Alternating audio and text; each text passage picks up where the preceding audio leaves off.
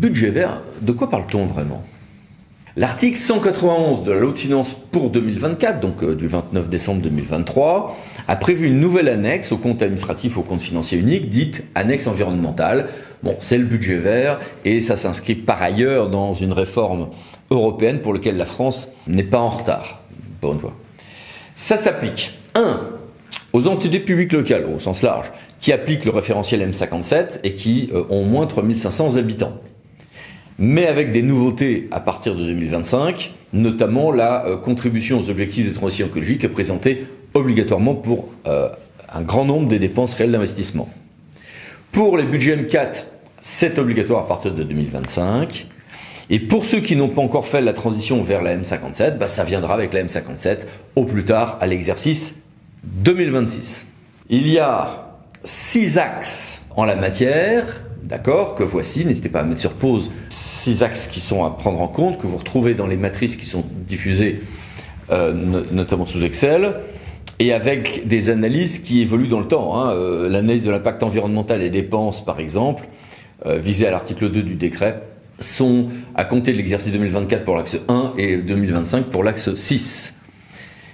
Cette annexe, selon l'État, permet de valoriser les choix d'investissement réalisés par les collectivités qui ont un impact positif sur l'environnement et ainsi de faciliter la planification écologique à l'échelle du territoire national. C'est bel et bon, mais en pratique, il faut surtout regarder les choses concrètes, c'est-à-dire, 1. on va appliquer le décret que je citais tout à l'heure, décret du 16 juillet 2024, regarder et mettre en œuvre l'état qui est annexé avec un certain nombre de tableaux et une relative liberté de cotation et différents guides méthodologiques donnés par l'État. Ces nouvelles obligations donnent lieu à pas mal de débats, d'enthousiasme parfois, d'inquiétude souvent. J'ai voulu pour tout ceci me tourner vers des vrais spécialistes. Bonjour à tous les deux. Bonjour. Bonjour Eric. Première question, Jean-Baptiste, que peut-on expliquer le cheminement pour arriver à cette nouvelle obligation? L'obligation pour les collectivités de présenter une annexe budgétaire sur la transition écologique date de la loi de finances pour 2024, mais elle trouve son origine quelques années auparavant. D'abord, l'adoption du pacte vert pour l'Europe en 2019. L'État s'est lancé depuis 2020 sur une présentation d'annexe pour le budget de l'État sur l'impact en matière de transition écologique. Et puis en 2023, la création du Fonds vert, doté de 2 milliards d'euros en 2023, pour soutenir les collectivités dans la transition écologique. Mais l'État a souhaité aller plus loin pour donner un outil de pilotage aux collectivités, avec l'article 191 de la loi de finances pour 2024, qui crée une annexe financière obligatoire pour les communes et les collectivités de plus de 3500 habitants et qui applique la nomenclature M57. Cette annexe répond à 3 objectifs. Déjà, mieux rendre compte de l'action locale en matière de transition écologique. Deuxièmement, d'avoir un outil de pilotage de transition écologique, puisque, pour rappel, les collectivités jouent pour 66 à 70% dans l'investissement public. Et enfin, d'aider les élus à avoir un vrai outil d'aide à la décision. Et c'est pour ces 3 objectifs qu'a été proposé la mise en place d'une annexe budgétaire qui est obligatoire pour 2024 sur les comptes administratifs et les comptes financiers et obligatoire pour 2025 sur le budget primitif. Et comment s'organise en pratique cette annexe? Plus en détail, l'annexe doit classer les dépenses d'investissement selon 6 axes et de les coter selon 4 critères, favorables, défavorables, neutres ou non cotés. Pour le moment, on l'a dit tout à l'heure, cette déclinaison et cette évaluation doit se faire principalement sur l'axe numéro 1 pour l'année 2024 et pour l'année 2025 sur les axes 1 et 6, l'axe 6 étant sur la biodiversité et la protection des espaces naturels. À ce stade, la volonté de l'État est de travailler sur les dépenses d'investissement et les plus grosses dépenses d'investissement. Puis, il est autorisé aux collectivités qui le souhaitent d'élargir leur périmètre d'évaluation sur l'ensemble des dépenses d'investissement en remboursement d'emprunt et pourquoi pas les dépenses de fonctionnement si elles ont un impact en matière de transition environnementale et écologique. Et quelles dépenses se trouvent-elles concernées et quels sont les contrôles de l'État? Comme dit tout à l'heure, l'objectif de cette annexe est avant tout de remplir un devoir d'information vis-à-vis de la population et des membres du conseil municipal ou du conseil communautaire.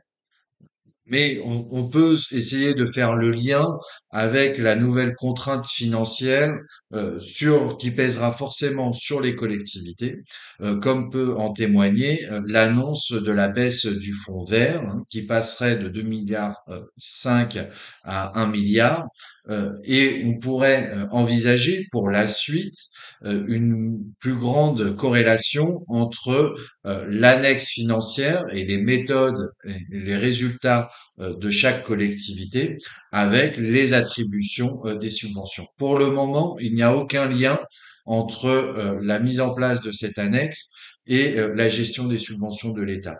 Mais force est de constater que l'État aura besoin de prioriser davantage le soutien aux collectivités locales et cette annexe peut servir justement de dialogue entre l'État et les collectivités dans le soutien financier à la transition écologique pour les collectivités. Concrètement, comment cela s'insère-t-il, Pierre Mathieu, dans le process budgétaire? Donc, qu'est-ce qui se passe? Eh bien, on adapte nos process à cette nouvelle obligation. Dans notre organisation, chez nous, on part du principe que ce feedback, il se fait au travers de nos réunions sur la programmation pluriannuelle des investissements. Aussi, c'est pas uniquement rajouter une colonne à un outil qui existe, c'est plutôt adapter la démarche et intégrer quelque chose de nouveau. Donc, on va préparer des états en mode semi-automatisé. Les services en disposeront, ils les utiliseront, ils incrémenteront les travaux, puis ensuite on dialoguera pour arriver à une cotation partagée de chacun des projets, ce qui permettra par agrégation de sortir un état propre et qui répond aux obligations. La stratégie budgétaire doit-elle s'adapter à un nouveau paradigme du fait de ce budget vert ou pas du tout? En termes de stratégie, on ne peut pas dire que cet outil soit fondamental. En fait, c'est plutôt une incitation. C'est quelque chose qui va nous pousser à aller face à ces préoccupations.